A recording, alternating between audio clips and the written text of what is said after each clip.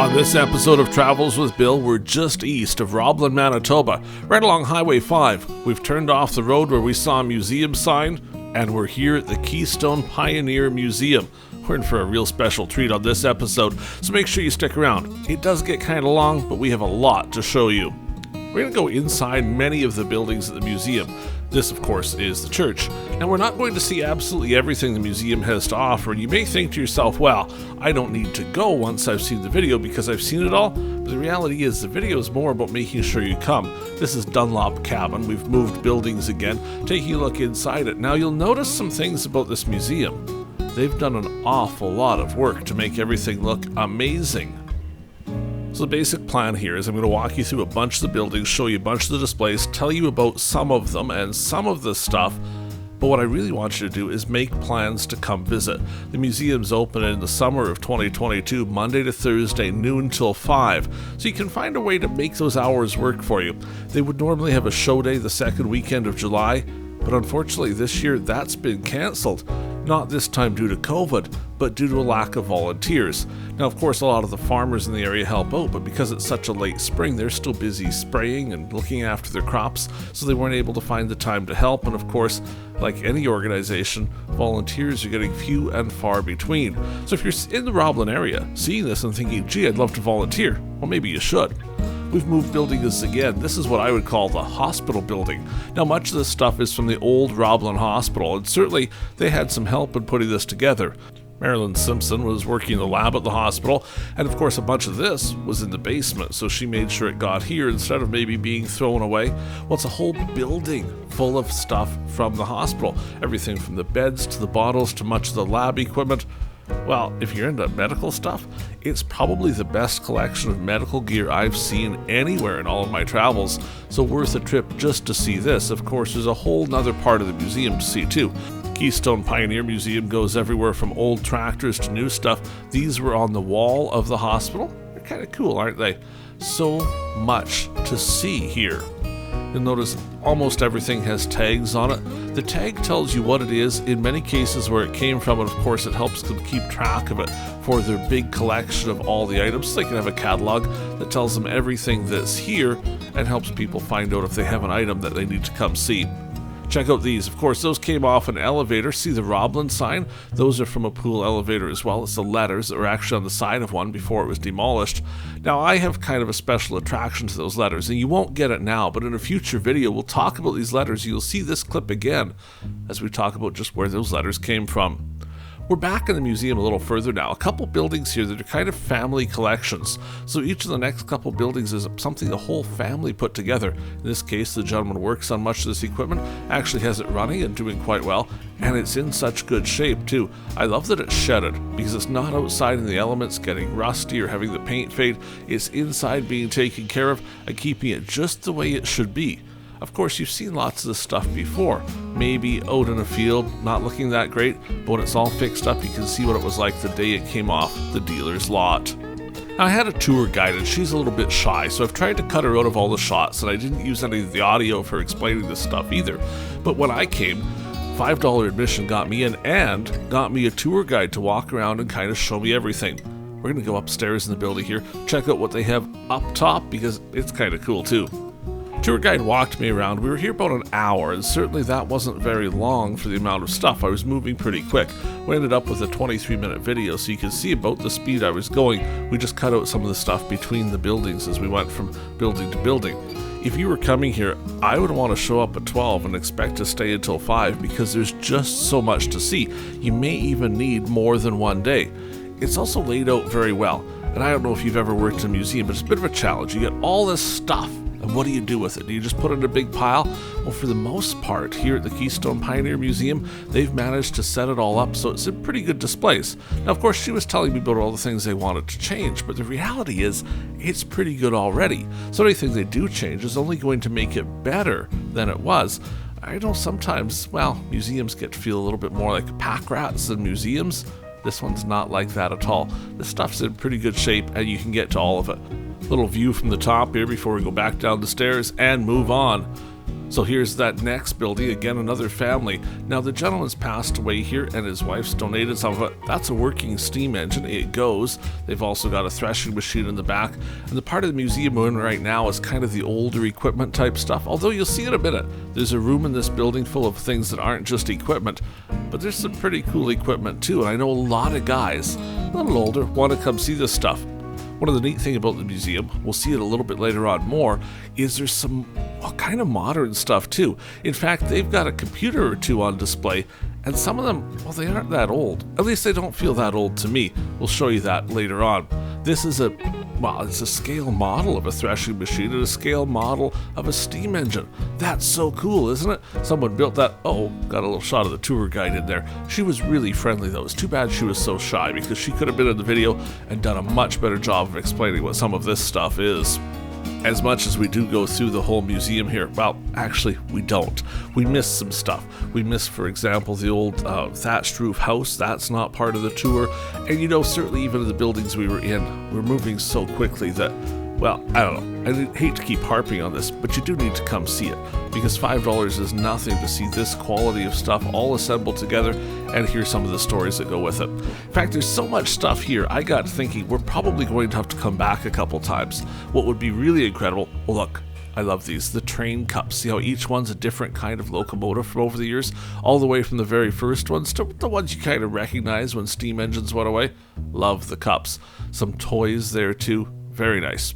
Anyway, I was thinking we should come back and we should get some of the board members that really know where all this stuff is. We're moving to another building. See how they've had a bunch of people donate? Thanks for that, of course, because the more people that donate to the museum, the easier it is to make sure you can see these things.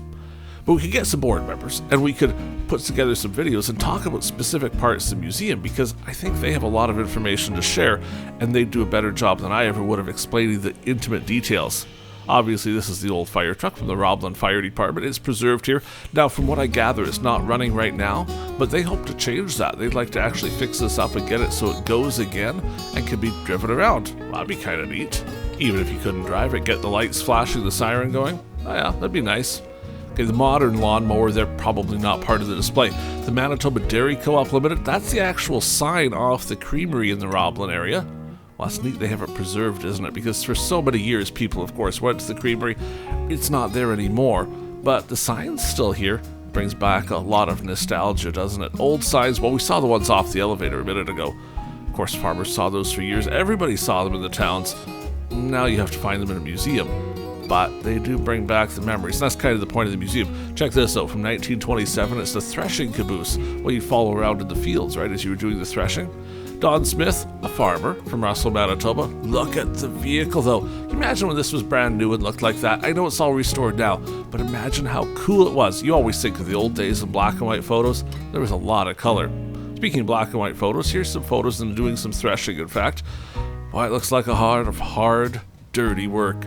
Texaco sign, and with it goes a Texaco pump, and then it's time to switch buildings again. So next up, we're going to take a look at some small tools, some saws, all sorts of things that you would use around the farm. But don't worry, we've still got some tractors in this too. A variety of different tractors. You see the truck on the side there too. I even see a couple grain cleaners in the back. I can remember using a grain cleaner, not exactly like that, but certainly we did spend some time cleaning grain with one of the little guys. So much stuff on the go. Now, they are a work in progress because there's a lot of people that come here and work on things and volunteer on things and keep making them better. So there's always going to be a little bit of stuff that's not completely finished, and that's fine. Check out the little horse ring they've got going on there. No horse, but some tack to go with it, and a wonderful collection of license plates. There's a few missing there, but they're working on getting one from every state. Hopefully they don't take too long on that and get it all finished off. They've got lots of Manitoba ones from over the years, too. A working museum is probably preferred to one that nobody touches anymore, right? Because everything's evolving. In fact, some of the displays are going to be changed and moved around, but they've been doing really good at the signs, haven't they? You could go on a tour here without the tour guide and figure out what most stuff is, because they are doing such a good job of putting the signs on it, putting the tags on it, and explaining it a bit. But if you do get a chance with a tour guide, even better. Now, you have to admit, does anyone's shop really look like that, where everything's actually in the right spot? Oh my, that's a miniature little steam engine. Look how small he is. Looks like he actually works, though.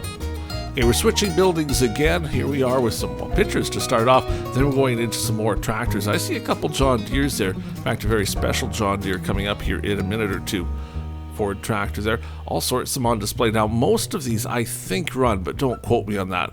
I know certainly it's a lot of work to keep the older ones going, and they seize up. They have some troubles, but people keep working on them. Usually they can fix them up too. This is a combine, a 428 model. It's in pretty good shape. Original paint by the look of it. Little faded in places. Hasn't had new paint put on it.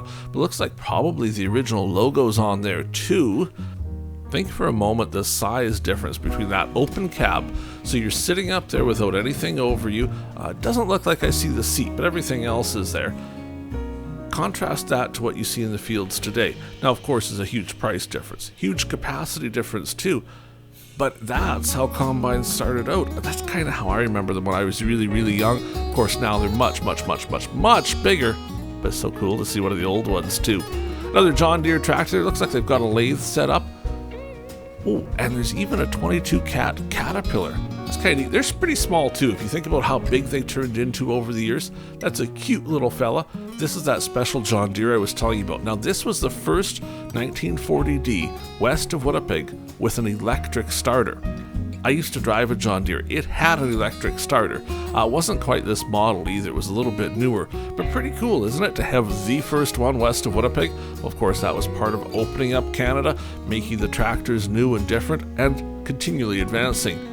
This is really neat too. Sheldon Jones has made this. It's bricks collected from a bunch of different places, including the Roblin Collegiate and some houses all around, and they've made them into a planter. That's history there, because it's so many buildings all put together into one. So big change of pace here. We're inside the Artifact building now. This is the Roblin Review. At least it was before everything was completely digitized and things changed. Much of the equipment here is what they used to print the paper on. So there's an offset press, looks like a paper cutter. There's the linotype machine we're going to see in a minute. If you don't know what linotype is, well, Candace from the museum where I volunteer at the Swan Valley Museum, she'd be like, how do you not know printing is so important? She's really big into printing.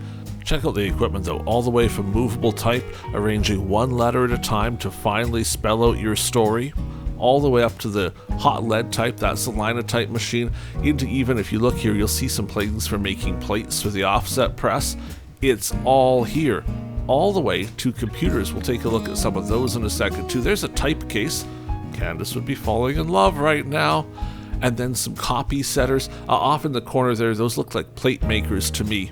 I admit, though, I'm not a complete expert on everything to do with printing. Kind of the newer stuff, not the older stuff for me, but they do have it all set up here, and it looks pretty slick, doesn't it? Okay, nerd time. A Commodore 801 printer. It looks like a 1541 disk drive there as well, and then if we come around the corner, we'll find the Commodore 64 in a case with a monitor. That's rare to find the case and the monitor together like that. I hate to say this, but the Commodore 64, its little brother was the VIC-20. My first computer was a VIC-20. Eventually I upgraded to a Commodore 64 and, well, never looked back. I do a lot of computer stuff now. It's been years since I've turned one of those on, but it brings back such amazing memories. This room, they say they're actually going to move some of this stuff out to a different spot, then they're going to replace it with a new display. So you're seeing something here that may soon be history. They're certainly not throwing it out there. They're just relocating it to a storage or someplace else they could fill this up again. You know, talk about those computer things for a little bit. Not the computer so much as seeing something that I remember using. That's what's so important about museums. I know sometimes you get caught in that trap in a museum. You say, well, we'll only do stuff until 1920 or until 1930. And you miss out on some of the newer stuff that makes guys like me just want to be there. We have to look at this wall one more time. Those are real newspapers, and they're modge-podged onto the wall to make this amazing display. In fact, they had a display like that at Abigail's at the station in Roblin. One of the washrooms was done that way because one of the people that was there had actually been part of the Roblin Review. Well, this whole building is just room after room of stuff, so this is like a general store, I guess you would call it. See the telephone on the wall there, and then all the goods for sale. Now they're empty, but, well, what'd you expect? It's a museum. But check out all the stuff, and again, see all those tags? So if you're not quite sure what it is, the tag probably tells you the name of it, and in many cases, where they got it from. I know a lot of people watching are going to be volunteers at various museums because we kind of geek out on each other's museums, right? We want to see what each other has, and we don't always get there. So welcome if you're from another museum, and let me give you some words of advice. So we did some videotaping here. I've been working on an episode about the Pelly, Saskatchewan Museum. That's the one that burned down a few years ago when there were some kids playing with matches, and, well, it's a horrible story. What's even worse is most of that museum is nothing but a memory now. I was able to find a little bit of videotape of it, but only about 5 minutes that shows what the museum looked like before the fire. We're going to do an episode on the new museum and show you what we have of the old one. But if you have a museum, well look, hey, it's a cyclone from 1927. Wow, what a picture to have. If you have a museum, you should get it on videotape, you should get pictures of it, you should do all that stuff. This room, by the way, is actually one of the cafes. It's the Boston Cafe that was in Roblin. Check out the stove in the back. That's the actual stove they used in the kitchen. Looks like one of the little booths there as well. All this stuff is, well, pretty authentic anyway to the cafe. So it's kind of like walking back in time into the cafe as it was. Kind of cool, eh? July 1944 is the timeline they've set up for this room. Anyway, if you have a museum, get some video of it, get some pictures of it, invite us out to do an episode, do something. Because should it get destroyed for some reason, and we hope it never does, wouldn't it be nice to at least have the video to go back of and say, well, this is what our museum was like? Thankfully now the Keystone Museum, we have some of it, but certainly we should go back and spend some more time there because 1 hour isn't nearly enough time to capture everything it has to offer. Wouldn't really be a museum if there wasn't at least something about the war here, because that's an event that unfortunately affected every single Canadian community, didn't it? Everybody knows somebody whose family was affected by the war, and unfortunately so many times those effects were that someone didn't come home. Check out the pictures of the groups of people, eh? Oh, those are such different times. And, you know, modern days now we have some wars we're talking about quite a lot. I certainly hope they don't get any bigger, because we don't need anything else like this on display to commemorate another world war. Let's go to school. It's the country school room. This one's set up all as a school. See the Gestetner in the corner? Okay, still a bit of a printing geek. I love the fact that the uniform has Bill on it. Excellent. But some neat stuff here. They've got some desks set up, some blackboards. There's a little bit more modern stuff in the corner. We're going to get around to that corner in a moment. What we're going to see is a film projector, and we're going to see one of the Manitoba logos on a film case, and I remember that so well from grade school. Films would come that they would, and I don't know, I assume Manitoba Textbook Bureau or something like that was leasing out those films, and they'd send them to your school. Here it is, there's the projector, there's that case I'm talking about that's just been mailed to the school so they can show the film, and when they're all done, of course, it'll get mailed on back. If you're a little bit older than me, the Gestetner will be what we used to have instead of a photocopier. We're going to do a whole episode on how Gestetners work because we have one at the Swan River Museum. We're going to run through how they go. That one has a tag on it too. Like many Gestetners after they were done in schools, that one was at a church by the look of it and spent some time printing out the Sunday programs. Little look down the hallway here so you kind of get a feel for how this building's laid out. This is about 2/3 of it on this side, and then through the doorway is the other third we're going to see in a moment. Before we get there though, a little bit of look of old telephones. That's a CB with an actual handset attached to it. Those aren't, well, that common really. You don't see too much of them. And then of course a telephone switchboard from one of the smaller telephone offices. Now I have to assume that wasn't from Roblin, at least not any time recent, because there's not a lot of circuits there. Had to be from one of the smaller places, but I bet if I read the sign, it probably would have told me. I should have done that, shouldn't I?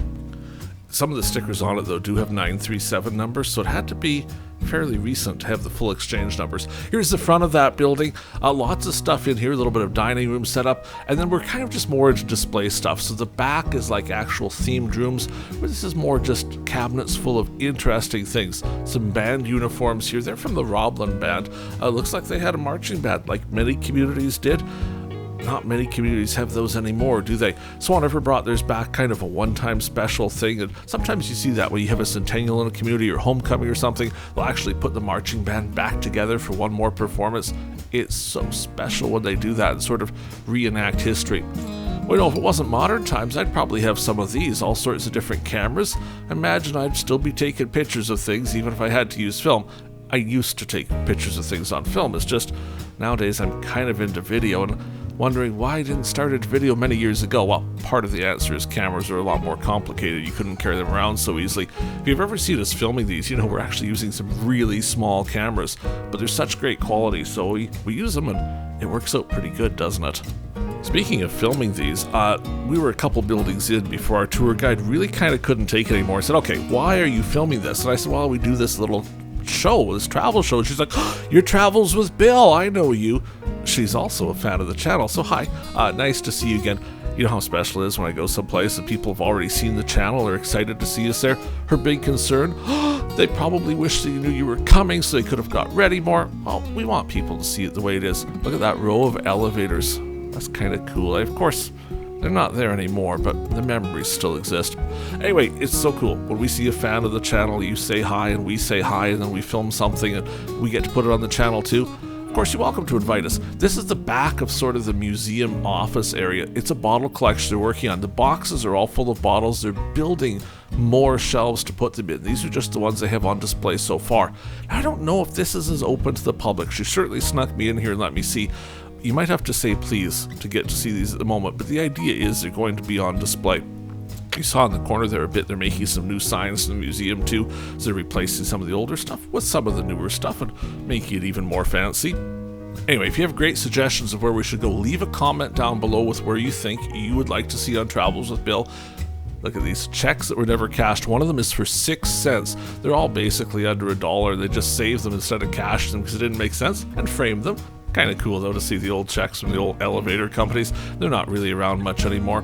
Here's a look at those buildings we were in. Now we're shooting this with a drone. We're just going to fly by them. So it's building after building. Each one's kind of themed. I did a horrible job of telling you which building we were in each time, but we did travel through almost all of these ones and show you a fair piece of it. Make sure you drop by. You know, if you're in charge of a museum or something like this and want us out, if you check out the travelswithbill.com website, I think you can find the phone number on there. Give me a call. We could talk about it because certainly we need to share your stuff too. So we've walked through pretty much the entire tour here, at least the really quick version of it. We certainly didn't go into everything by any means. There's lots more. We didn't even touch on the stuff that's displayed outside. What you need to do is come see it. Again, we're just east of Roblin, along Highway 5. You'll see some big museum signs just a mile or two east. Turn in there and you find this museum. It's just a quarter of a mile down the gravel road. Really easy to find and really worthwhile visiting. In 2022, their hours are Monday to Friday, 12 till 5. You can arrange appointments to view outside of that. There's a number on the gate, so you could talk to, I guess you could call the Town of Roblin office, probably be the easiest way, and they'll get you in touch with the right people so you can make arrangements. Maybe you're bringing a group in or something. They'll make that work for you, I'm sure. They're hoping to maybe do some sort of display day later in 2022, and then in 2023 they certainly want to be back at it to their full display day like normal. Well, that does it for this episode of Travels with Bill. Thanks for sticking around and looking at so much of this, because they've loved you seeing it as much as I've loved showing it. They'll love it even more when you show up in person. But if you can never make it out to the museum, at least now you know there's an absolute treasure at Roblin. And maybe someday, you never know when you'll be in the area, you too can come visit. If you happen to be from the museum board, good job. Very good job. You have an amazing museum. Something for sure to be proud of, as I was certainly so happy to be filming here. Well, farewell for now from just east of Roblin, Manitoba at the Keystone Pioneers Museum. We'll see you on the next episode of Travels with Bill.